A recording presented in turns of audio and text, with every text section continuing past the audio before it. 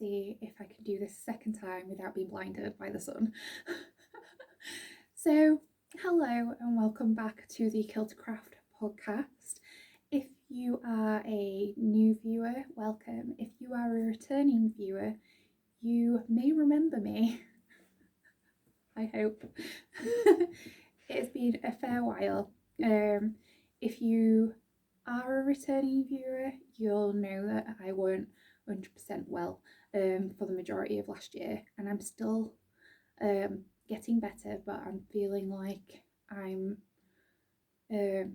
starting to get somewhere, so that's really nice. Seeing progress, which is much better. I'm still taking it steady and really looking after myself with food and pacing and management and things, and looking after my mental health and stuff. So I've been doing a lot of meditating, so we are seeing progress and I am getting there. But I kind of wanted to start out the year with I'd been thinking about it for a while, and I was like, maybe I could do a podcast where I don't really edit, like I had done previously in November. But maybe I could do a podcast that's more like a less like I have to have something to show up with, more like a wrap up. So I was thinking if I did it every month, I wouldn't feel like burdened into having an abundance of things to show you all, and that I would probably have something to show. But obviously doing it like every week or every other week is a little bit too intense for me right now, energy wise. I just thought an episode where I share things that I've been creating over the like previous month would be like really nice. So it's like keeping you up to date with what I'm doing. I have plenty of things to share, but most of them are socks. I haven't really been doing a ton of like big garments because they require a bit more energy levels, and most of the evenings I have been resting. So usually I'm working a full-time job, and then I have a couple of hours after work before I have a meal, and usually sit, either do some cross stitching or a little bit of a project, and kind of ends up being like an hour more so than anything that I end up working on anything.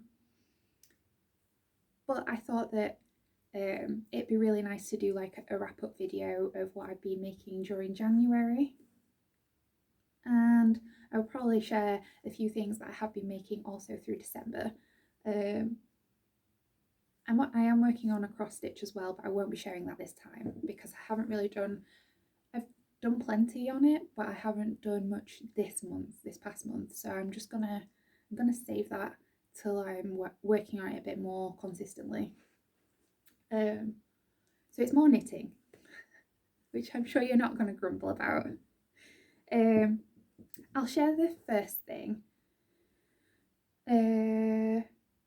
A lot of you know, if you follow me on Instagram, will know that I was working on republishing this design, which is my Edge of Dijon sock.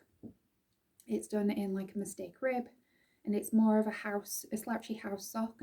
This one particularly is the slouchy version, and it's intended to wear over a sock as an extra layer of warmth more than anything. Obviously through winter, or just for pottering around the house in, so it has some extra ease. It is really, I wear them over socks, and I kind of wear them as almost like an extra sock, slippery kind of a slipper feel. So you could also put some of those rubber like dots, is it sock stop or something on it? You could put some of those on, it'd be brilliant for that.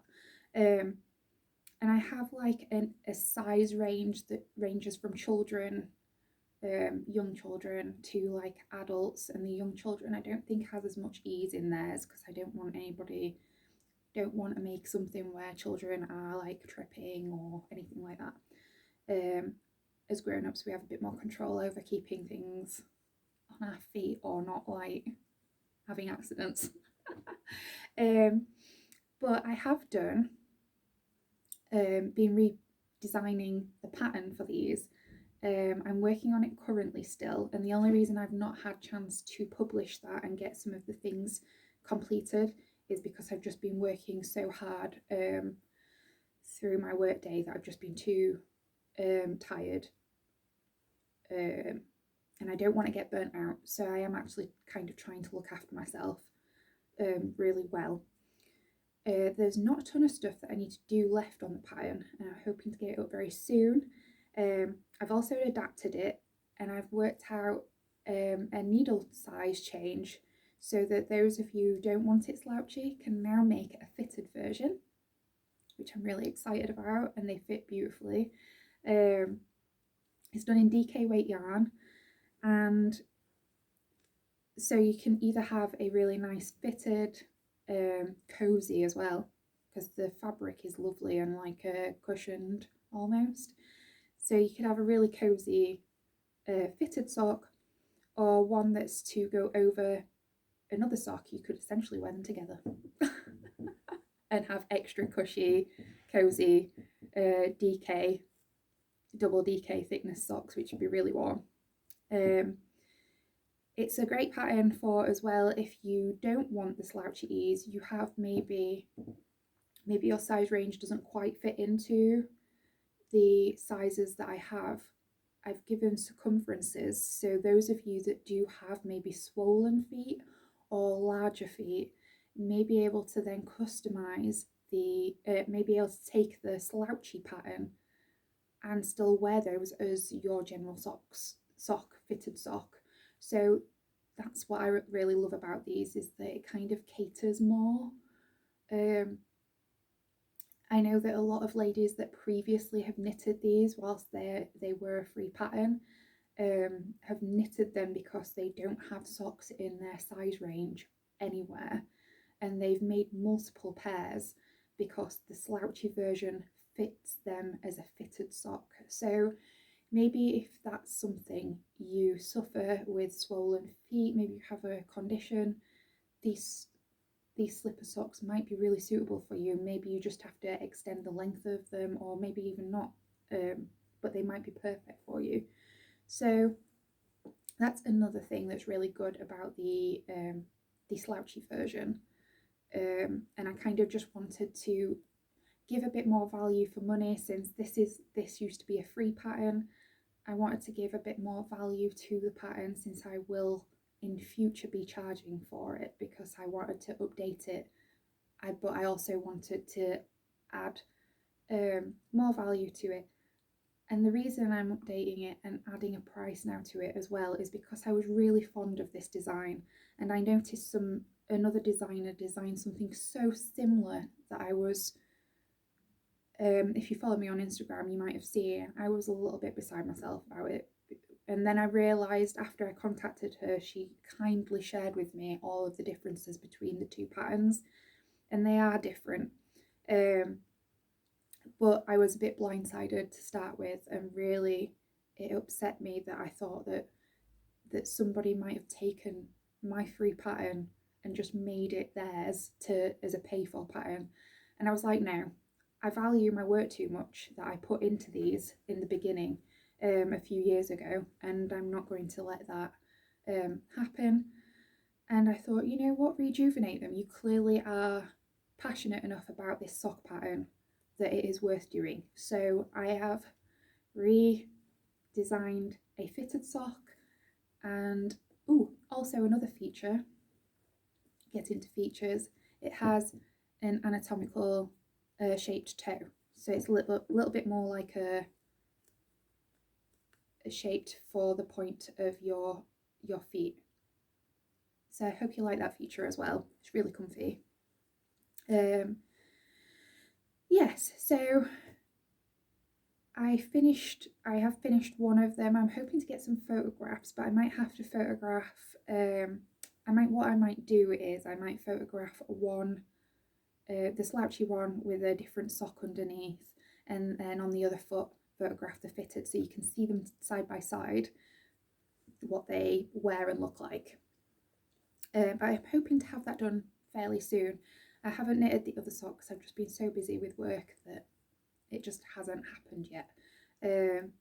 Yeah, and they're done in, these ones are done in like a merino, so obviously they aren't going to wear forever, but you can knit them in whatever DK weight yarn you find suitable. But I would say to err on the more standard DK, 22 stitches, 28 rows kind of thickness. Don't go for something that when you look at it, it looks thin. If it looks a bit more like it's got a bit of body to it, that is the thickness we want to go for these. So I'm hoping to have that out fairly soon. I've got a couple of days off, so I might work on it today and tomorrow. So I'm not going to say when it is, but keep an eye out on Instagram and like and follow me over there, and I will definitely publish a notice of when I think it's going to go up for you guys. Keep an eye on my stories or my published posts. And then, so we'll go on to some projects because they're always exciting. So I've been knitting socks. In December I knitted a pair of socks. Well, no, not December. I finished a pair of socks in December. I've been knitting these for a while. So I've just realised that they've added like a function to my video thing app on my phone, so that I can actually pause recording, which is really handy because it means I might not have to edit this anyway. My partner just left the middle door open between here and the kitchen, and I could hear all the washing machine and everything, so I had to pause. I'm gonna take a breath. So before Christmas, I finished a pair of socks, or 2 pairs technically.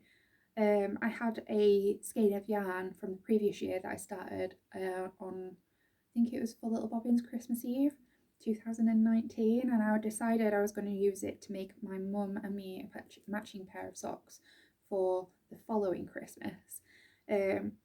And it was out of Debbie of Down Sheepy Lane. It was her baubles colourway, and I'd managed to make two socks, so a pair, but without the heels in, and I think that might have been maybe about April or May or something. And then I managed to make the other pair without heels, and that might have been September. Slow progress because I really weren't well between April and September, extremely poorly. I've seen more progress and recovery over the past like 4 months, but it's been so slow that I'm taking it careful. But in December then I had the heels to put in on all 4 socks to make sure they were ready in time, and I did. And this is the socks. These are my pair. My mum already has her pair. It's a shame you can't see the proper colour of the Jade Palace. This always happens. This is a beautiful, really vivid jadey green, and on camera it never shows it, so I do apologise about that. But if you want to check out the beautifulness of this shade, you can actually get this from the lovely Beehive Yarns shop. It's a stunning colour. It's such a shame that it doesn't come out on here the same. I wanted them to look a little bit kitsch retro colours, and I kind of thought that this jade colour went really well. I think I have a really good picture of it possibly on my Instagram, so if anybody wants to check that out, it's probably better to go and have a look over there. But I finished these. I used the heel that I really prefer, that's from the second Coop Knits sock book. I think it's the Dave socks. It's their simple vanilla sock pattern. There's a afterthought heel, and it's like a rounded heel, and it just cups my heel so beautifully, and I prefer this to any afterthought heel. I don't like the Fish Lips Kiss heel. There is not enough space or shape to it that it just doesn't cup anything. It just slides under my foot and disappears under my feet every time, and I just don't do it anymore. It's not for me. I have a size 5.5 feet, and usually with a Fish Lips Kiss heel, the instep is a little bit, and I know that I could increase for that area and do a slightly bigger Fish Lips Kiss heel, and I've done that before, but it still doesn't fit that well. So this is my go-to, and I usually use this every time. It's perfect. Sometimes, depending on the thickness of the yarn, I sometimes take a couple of rows out beforehand if it's a little bit of a thicker 4-ply. I sometimes adjust things. I adjust the stitches every time because I do a 60 stitch sock, and I usually I think it's like maybe 66 or 68 stitches in the heel. I usually pick up a couple between the needles, and then I usually go from, I think I do an extra couple of plain rows and go to where it is either 66 or 64 in the pattern, and I go like down from there and decrease it out. But yeah, they work out great every time, and I've just not done my normal like square triangle toe to do that to where you decrease every alternate row to like 12 stitches or something. But everybody will be different because you've got different size feet, you use different needles, you use different numbers. But that's what I do. And my mum really loves these. She was thrilled with them when she received them at Christmas because she had actually asked for some socks, but she asked for some very specific socks, and I was like, I can't make you those, Mum. There isn't enough time for me to be able to do that, and I've already made you something. So it's kind of tough. But she really loved them, and then she loved them even more when she realised that I had a matching pair because I showed her, we had a Zoom on Christmas Day, and when I was like, are you wearing your socks? And she was like, yeah. And I was like, I'm wearing mine too. And I put my feet up in the screen, and she was like, oh, you have the same pair. I was like, yeah, I made them so that we're matching. We have the same socks. And yeah, it was just really nice. So I finished those, and then I ended up, I had casted on as well, possibly November. I did cast on another pair of socks. I knit my friend Tracy of Thimble and Threadmaker a pair of these maybe a year or two ago. And then my knitting friend Susie gifted me another ball of it because she tried and hated and couldn't get to grips with it. It annoyed her. So she gave me her spare ball of this yarn, and I made myself a pair. So currently I have finished the pair. It's just that one of them's having to be washed because I've spilt something on it, and I need to now really clean it. So because it's a bit weird, I don't know what I've spilt on it, but it's horrible. But I knitted these, they're like the perfect yarn, but I think they're wool in the gang, and they're their leopard print socks. And to be fair, I think Tracy's came out a little bit better, but because I've been a little bit tired and things, I honestly couldn't be bothered like readjusting things like so specifically like I did with Tracy's. I made sure that my tension was spot on and things like that. With these, I was just like, just knit them. Like, I think some of them do look like leopard print spots, which is great. My tension was possibly a little bit weird in the beginning, so these have like stretched out a little bit, but the rest of them have turned out pretty okay, and I'm really happy with them. I've been wearing them, and they're really nice and warm and cozy. They do feel a bit like the Regia kind of yarn, where it's a little bit more, it's a bit more of a woolly vibe to the yarn, but they are really nice. I'm really happy with them, and again, I go rogue every time. So I did the toe as I usually would do my normal toes, and I didn't I put in the yarn for the heel, but I did not go via the heel. I went by my own because I know it fits me perfect and it's comfy. So I went by that heel pattern again by Coop Knits. Because why change something if it works? And then I started maybe last week. Actually, it might have been a bit before that, but I started picking them up a bit more again over the past week. I started some socks for myself. I'm using I think it's the Helium, possibly the Helium colourway. It's Coop Knits sock yarn. It's their neon yellow colour. It does look a bit more neon green, but it's not. It's neon yellow. Actually, it does have a bit of a greeny tint to it, in a way. Neon yellow. I'm doing a really long rib because I've only got a 50-gram skein of the main yarn, and I want to use as much as possible.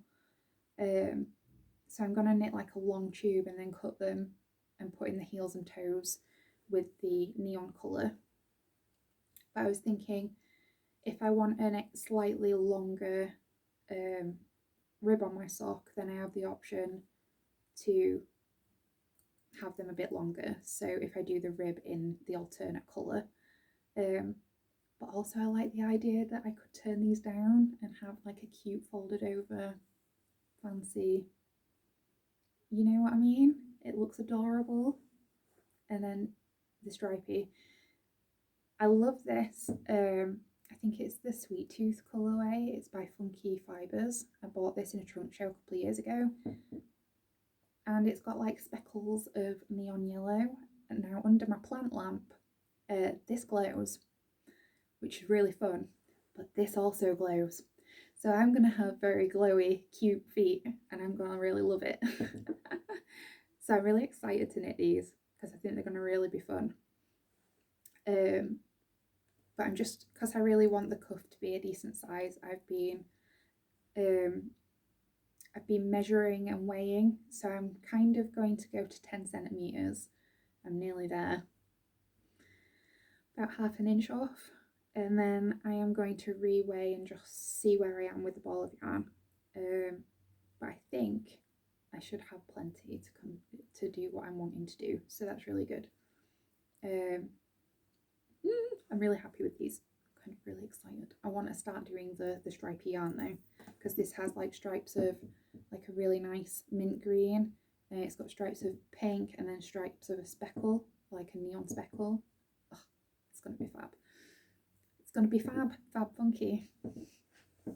So keeping those in my an old Adventure Time bag.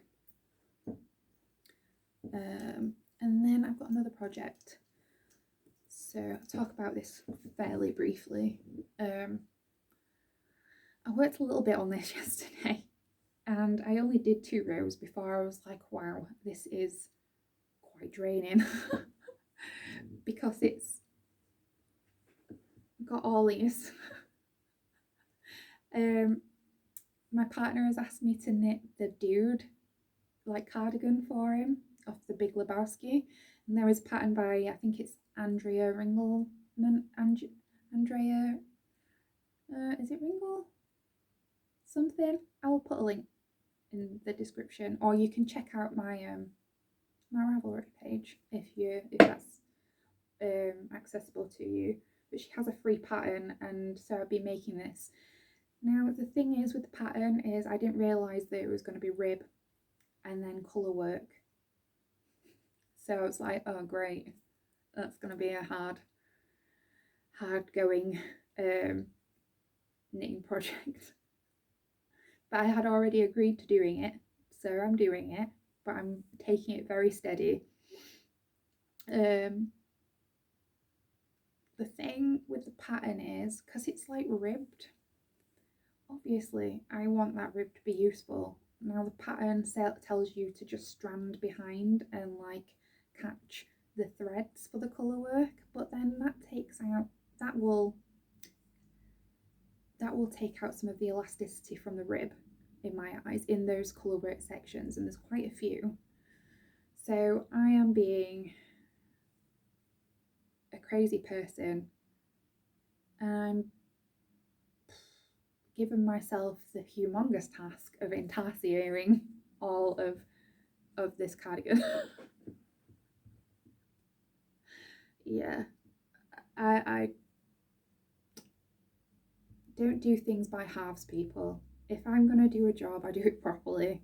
And so those colour work sections were so big, separated apart from each other. I was like, why on earth would I be stranding across? That is meant to be for intarsia, and that is what I am doing. So I'm braving it.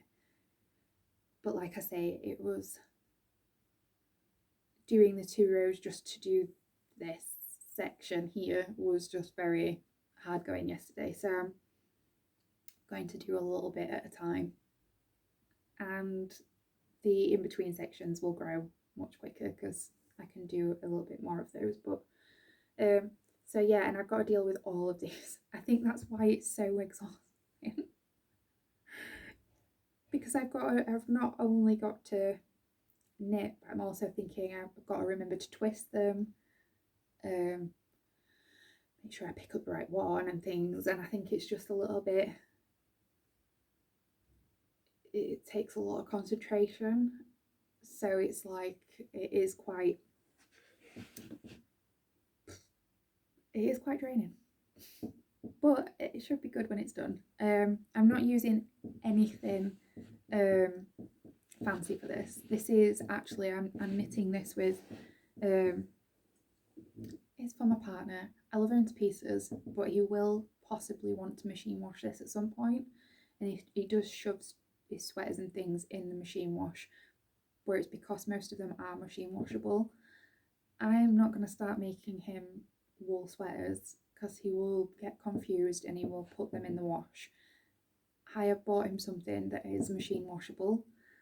Also, yeah, it just makes sense. He's going to wear the hell out of this anyway, so it doesn't need to be 100% eco-friendly. Like, he will wear this till its bitter end. So I am using some acrylic base. I'm using the Stylecraft Chunky yarn, so nothing overly fancy, but it is machine washable, which is what you want. So when it comes to my partner, I will make him sweaters, but I usually do them in an acrylic or I have done them in the Hayfield Aran before, where it's like 75% acrylic, 20% wool. I have done that before, but that's because he also knows that those are still machine washable, like at 30, so he knows to just do them on a lighter heat wash. So yeah, I don't want him to shrink anything that I knit him, not when I put this much hard work into it. So I've agreed to this before Christmas, and this is actually, I've classed this as a Christmas present, but I told him I'd be working on it within the new year, so it's one of his Christmas presents that's gonna be like backdated. Because yarn still costs money, so yeah, and he'll have this for later on in the year when the next winter comes along. He'll have this, but I don't want to take that long doing it. This will be my one big project for a while now. So maybe beginning of March, when I next do an update, you'll see where I've gotten to. You'll see the progress that I've made on this. And that is all I've been working on, really. I have been reading a lot of books, I had been reading a lot of books through autumn, winter, up until December. I read quite a number of books. very much into my horror genre right now. Really loving horror. Just finished Misery by Stephen King. That is amazing. If you really love the movie, you would really love the book. Annie Wilkes, Kathy Bates does an amazing portrayal of Annie Wilkes. It is brilliant. Love it. Really enjoyed it. Can't praise it enough. It was such a good read. So yeah, if you've ever been like interested in trying out a King, I would probably go for that one. It was brilliant. Really enjoyed the entire book. I'm currently reading. I have been taking a bit of a. I was trying to be good, and I was trying to clear up a book from last year.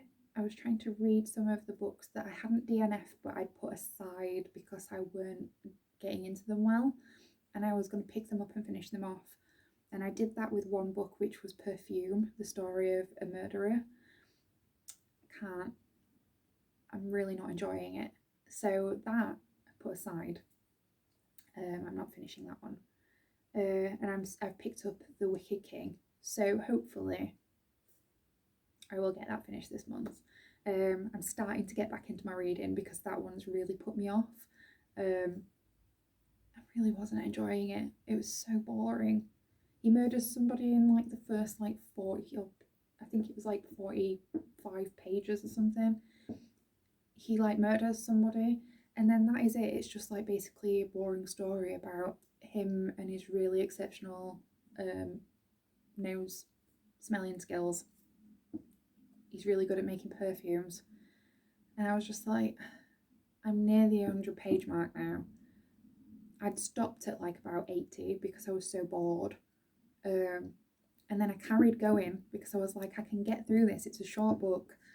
I got to 180, maybe 200 now. It is dull. I am like waiting for, I said this to a few people, he better massacre a village if this book has any chance of being anywhere near a 5-star rating. This ending better be good, like, because it is just being such a slog to me. It's quite slow paced, and I realise now I am not a slow paced reader, like person. Like I need stuff to be happening to keep me reading. But I'm reading The Wicked King, and I'm really looking forward to that because I read The Cruel Prince last year or the year before. Might have been the year before. And that was really good, and I really enjoyed it. It's really easy to get into. It's a fairy fantasy story. The characters are really good. I really enjoyed them. And so I'm really looking forward to continuing that world. And I had that book bought straight after I read The Cruel Prince, and I just still haven't gotten around to reading it, so it's kind of been nice to like delve back in. And also the new, I know I wasn't quite into the Crescent City. I am going to give that another go and continue and finish it. But the new Sarah J Maas Court of Silver Flames is coming out,